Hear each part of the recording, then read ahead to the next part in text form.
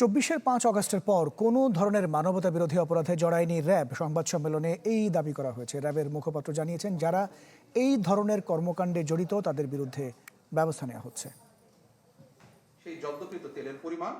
সম্প্রতি অভিযানে অস্ত্রধারী সন্ত্রাসী, মানব পাচারকারী বিভিন্ন অপরাধীদের আটকের বিষয়ে র্যাবের এই সংবাদ সম্মেলন তুলে ধরা হয় বেশ কয়েকটি চাঞ্চল্যকর ঘটনার তথ্য।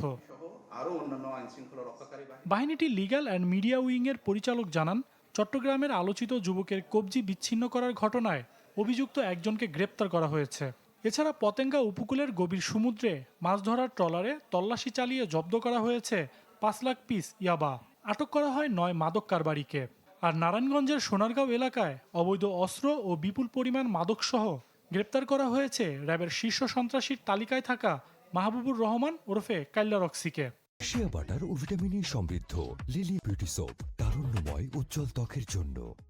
নারায়ণগঞ্জ জেলার সোনারগাঁও এলাকায় অভিযান পরিচালনা করে একজন দীর্ঘদিন ধরে এলাকায় ত্রাসের রাজত্ব কায়েমকারী শীর্ষ সন্ত্রাসী ও কুখ্যাত মাদক কারবারি মাহবুবুর রহমান ওরফে কাইল্লা রক্সিকে গ্রেফতার করতে সক্ষম হয় র্যাব।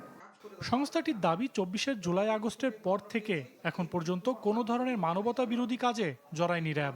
কোনো রকমের রাজনৈতিক প্রেশার নেই এবং গত জুলাই আগস্টের পর থেকে র্যাব এই ধরনের মানবতা বিরোধী কোনো ধরনের কাজে সংশ্লিষ্ট হয়। যে ডিসিপ্লিনারি যেই ইয়েগুলো আসে, কমপ্লেনগুলো আসে, সেগুলোর বিরুদ্ধেও র্যাব বর্তমানে খুব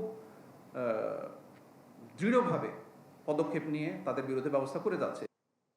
সংবাদ সম্মেলনে জানানো হয়, দেশের বিভিন্ন স্থানে অভিযান চালিয়ে ৫০,০৬৪ লিটার ভোজ্য তেল জব্দ করেছে র্যাব। তৈরি করা হচ্ছে চাঁদাবাজদের তালিকাও।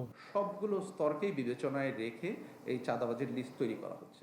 সজল সাইক, চ্যানেল 24, ঢাকা।